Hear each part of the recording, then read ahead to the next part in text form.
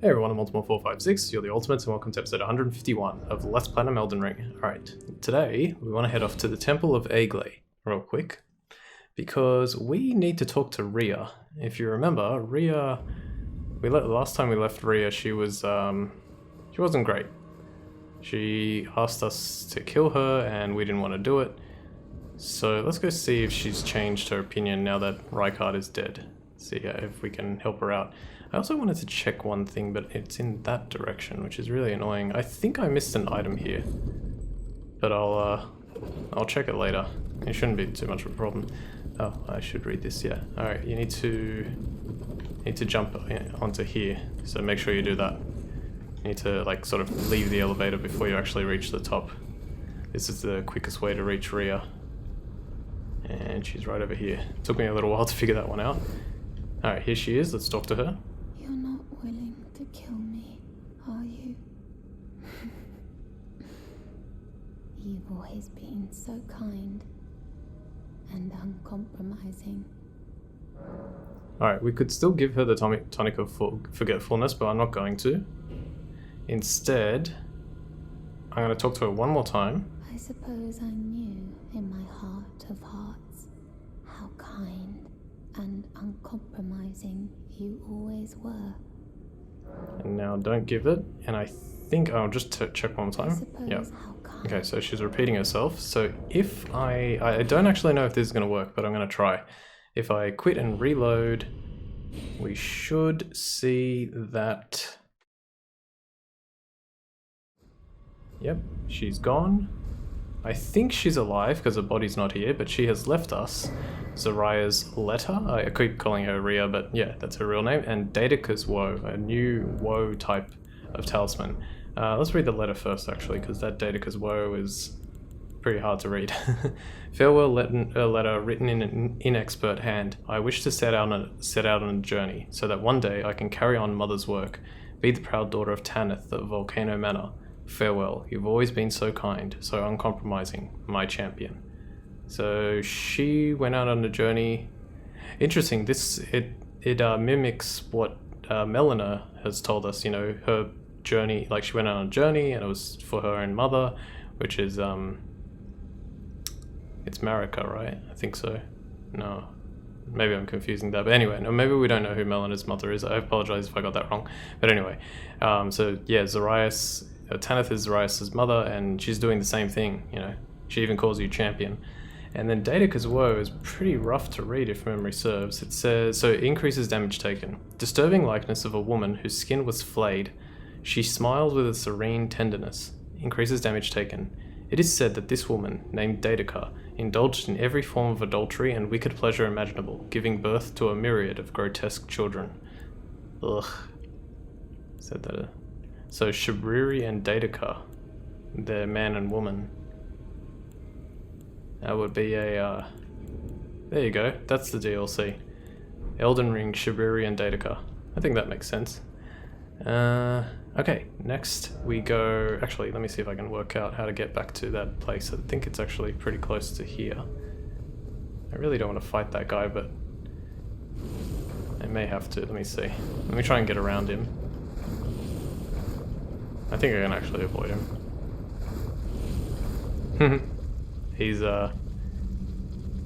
He's coded to just walk in that direction regardless of where you are, because 99% of the time you're going to be coming from that direction.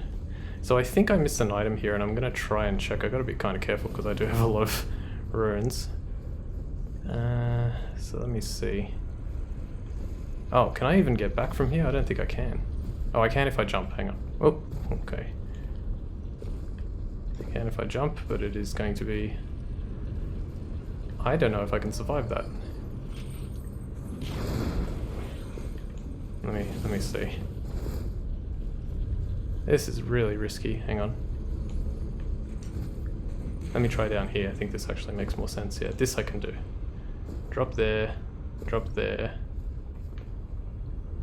Because when I was practicing, I was like, oh, let me just, you know, look around this area a little bit more. And then I think I forgot an item here.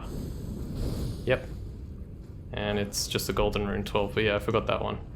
That is one of the best hidden items in the game, I think. At least for me. Alright, I'll clear out these guys because I can't teleport without doing that. It's amazing how I can still do fire damage to these guys and they still die in one hit. Please tell me the one behind me doesn't count as being in my vicinity. Yes, good. And now we're gonna go to Rykard, Lord of Blasphemy, the Grace Point. Head here. We're almost done with all this stuff. Definitely be done today. And we find Tanith, we find Rykard's head. And most of his body is gone, but we find Tanith, and she's here, and you can't really tell. Maybe I can position myself, but she is eating his face, and she says, "Oh, you... Allow me some time. Our lord's carcass is vast, and not easily consumed. Dear Rykard, please, find purchase within me. I wish to be your serpent, your family.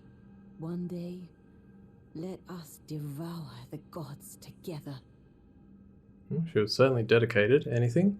Dear Rykard, Okay, same thing. Anything else I meant? Okay, now that she's repeating herself, what we can do, first of all, I'm actually going to switch my shield to the shield that I had golden parry on, and we're actually going to attack Tanith. My lord, Once is enough. Rykard. And in just a moment, we will be invaded by Tanith's knight, who is right there.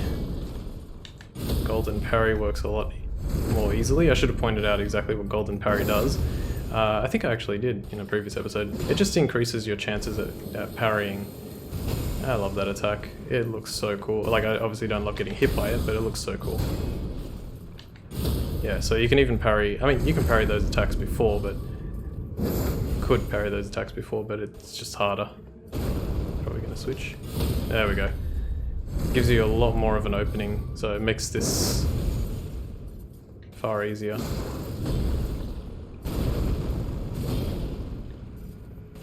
Probably the... Okay, this one. Yeah, that's fine. I like this attack. Oh, crap. Oh, that one has a real sting to it. Run away, heal. Alright, he should be dead now. And for defeating him... I actually didn't think that was going to kill him on that one, that I had to hit him one more time. We get the aspect of the Crucible, Breath. So if you remember, we picked up the aspects of the Crucible tail and horns a very long time ago. Sort of in Stormvale Castle was one of them. And maybe the other one was for defeating the very first Crucible Knight, I think. Yeah, I think it was tail. And then we picked up horns, and now we picked up breath, which is the one we just saw. Creates a throat pouch on the caster's neck, allowing them to spew fiery breath while walking. Charging increases duration of the breath. This is a manifestation of the Erd Tree's primal vital energies, an aspect of the primordial crucible where all life was once blended together. And finally, the last thing we can do here is collect the consort's mask, robe, and trousers. So let's have a look at that. It's interesting that this mask, I think it's right next to... Yeah, it's right next to the ruler's mask that we got near the Shaded Castle. So it's interesting that it's right next to it, and the Murray mask, which we got from defeating the enemy that was just outside. So it's very cool looking. Mask worn by Tanith, Lady of the Volcano Manor, in the image of a foreign queen. Increases dexterity. Long ago, when Rykard first set eyes on Tanith, she was working as a dancer in a foreign land. Soon, he made her his consort. She was the only human to remain by his side when he became the Serpent of Blasphemy. In that moment, Tanith was truly charmed by him. Charmed because he's a snake. And then there was something else that I just picked up, and it's really hard to remember. It was some kind of... yeah, consort's robe. That's the same thing. And I also picked up, was it like leggings or something like that?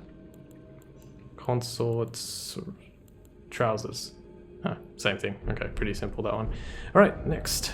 Let's go. So we can continue, but I'm just going to head back to the round table hold real quick because I actually want to use the use Rykard's remembrance. It may be thousands upon... Okay. Remembrance? I never checked that. Okay, let's get one of the best weapons in the game, the Blasphemous Blade. So, Blasphemous Blade. Sacred Sword of Rykard, Lord of Blasphemy. Remains of the countless heroes he has devoured writhe upon the surface of this blade. Now they share the same blood, bound together as family. Some HP is restored upon defeating an enemy. Unique skill, Taker's Flames. Raise the sword aloft to set it ablaze with blasphemous flames, then bring it down to fire off a forward blast. The flames steal HP from those they touch, and you can also get Rykard's Rancor. The terrible power of Rykard, Lord of Blasphemy, summons searing spirits that leave a trail of delayed explosions in their wake. These spirits manifest from the rancor of heroes who met a violent end. The Lord granted them an audience, whereupon they were welcomed by the maw of the great serpent, and within the serpent's bowels they became the Lord's kin. So you can get that too. It requires 40 int and 18 faith, pretty expensive, but the Blasphemous Blade is one of the best weapons in the game. I'm going to exchange my remembrance for it. It doesn't matter that I only have the one. There's also no equipment you can get from Rykard, unfortunately, but that's fine. Yeah, I will probably duplicate that one because I used it once. We'll see eventually. Let's go all the way back up here to the ancient Snow Valley ruins, and we're going to head straight back to where Juno Hoslow was. And how are we doing on time? Oh, I technically should have upgraded. Well, you know what? First thing I should do is level up. But I should have upgraded the sword. Let's do one. Oh, I'm so close.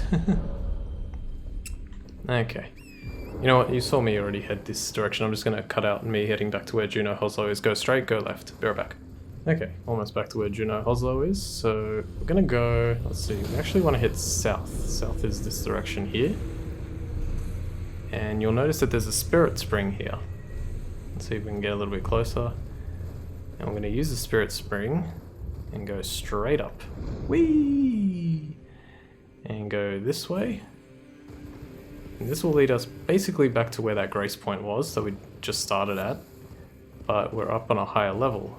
And up on this higher level, yep, I was like, there should be, and there is, a nomadic merchant. Let's talk to him. Sorry. Is someone there? A customer? Well, how long has it been? And from him we can buy 3 rune arcs, which we're going to do. We can also get the Missionary's Cookbook 7. This enables us to make the rejuvenating boluses, which I think are the ones that prevent you from becoming death blighted. So let's get that. And finally, after all this time, you can get our starting set, the Vagabond gear. So kind of crazy that they put that all the way here. I mean, obviously it depends, like it's just wherever you happen to be. Let me get rid of at least this one thing here. There we go, and these 3 as well. Yeah, pretty crazy that they put that all the way like this far into the game. It's so ridiculous, but you know, the other ones are at different points in the game, so it's just how it works. Let's get rid of a few more. Just anything that I can really quickly see. Okay, that should be good. Alright, so I just grabbed those 3 rune arcs just for that. Now, the other thing we can do, this place is like, it's not too difficult to work out, you know, an efficient path, but it did give me a little bit of strife, so I just tried my best to come up with something that made sense. What we can do now is we can actually climb this mountain here. I think it's, yeah, over here. We can climb this. Up, up. And if we do, we find ourselves in an area called the Stargazer's Ruins. And I'm going to just defeat some bats. Thankfully, most of them can be defeated in a single swing. I think there's one near the end of this end of this place that takes a few more. I'm also going to find a jellyfish here, so let's pay attention to what he or she says. Where did you go? Sister, where did you go? You'll notice there's a mist gate down there. You promised me when we turn 14, we go to see the stars. Okay, and one more thing, I think. I've been waiting ever so long. Forever and ever, it seems. And as long as he doesn't say anything else, or she... Oops. Okay, yeah, I think that's it. She might repeat herself. Anyway, this one's not too difficult to figure out. There you go. Just summon Your spirit jellyfish. Dear sister, you find me here. No time to waste. Let's see the stars. And for doing that, that's really annoying, but it says there we go. A seal somewhere was broken, and you get the fancy spin gesture, which I actually just realized I didn't even try it out on my practice.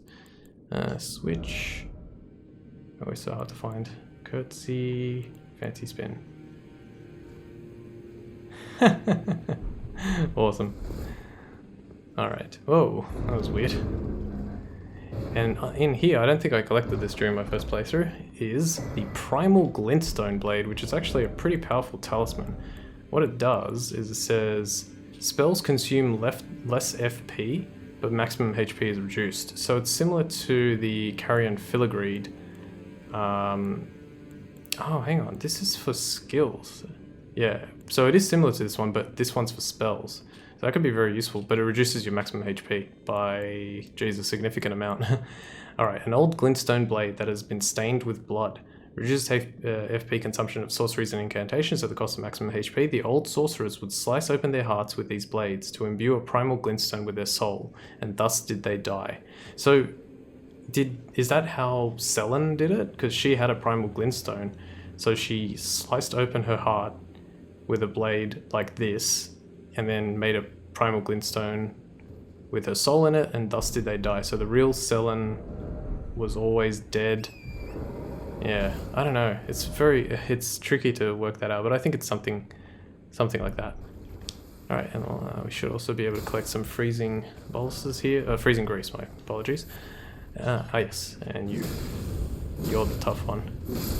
You're the one that takes 3 hits. Okay, so now that that's done, we're gonna go this way. Beat this guy. I don't think there's anything else here.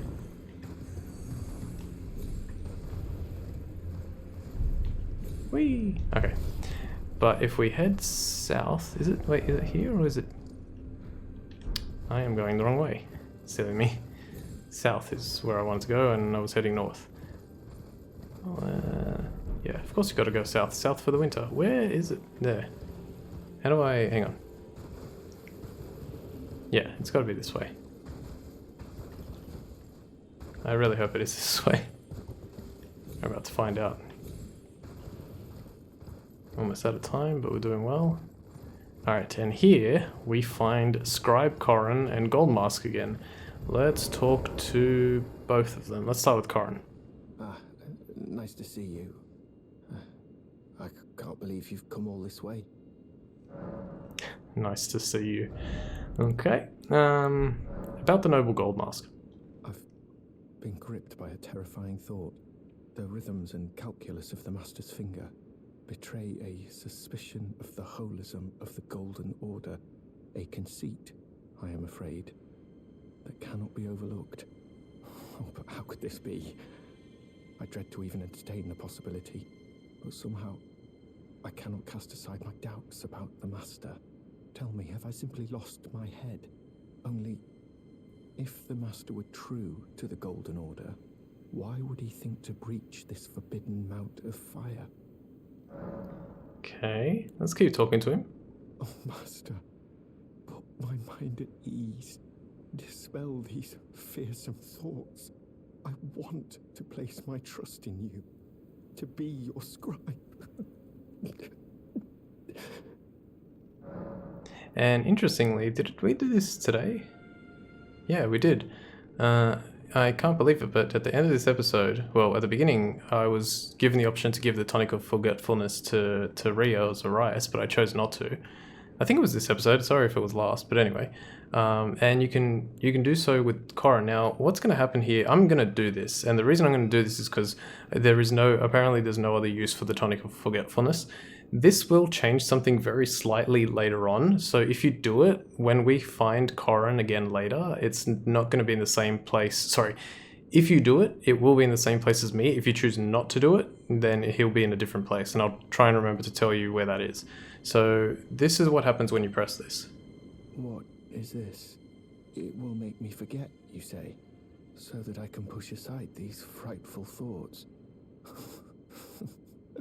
Would that I could. Would that I could. Okay, so he basically rejects it. It will make me forget, you say, so that I can. Would that I could. Yeah, so he doesn't want it. But yeah, weirdly that changes May something. the golden order shine through you. Okay, let me talk to Goldmask. Entertaining as always. Let me grab this. Somber Smithing Stone 9, very, very good. And I think down here, where is it? Sort of around this side. Let me be careful. There it is, okay. And then just down here, let me take out this guy first. If I can actually reach. Slam. Oh, did you both drop something? No, just one. And it was useless. And you can get a golden rune 10 here. Alright, fantastic. That's pretty much all I have time for today. We've done pretty well. We are now...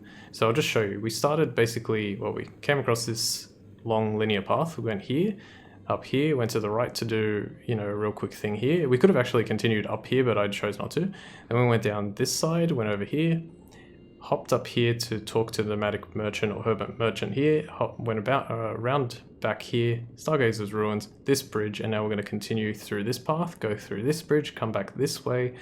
I'll check this bridge if there's anything, and then we'll go over here to Castle Sol, and we'll do most of that next time, but probably the Castle Sol will be the episode after that. We'll see how much I can get through. For now, I want to thank you all for watching episode 151 of Let's Platinum Elden Ring. My name's Ultima456, you're the Ultimates, and I'll see you next time.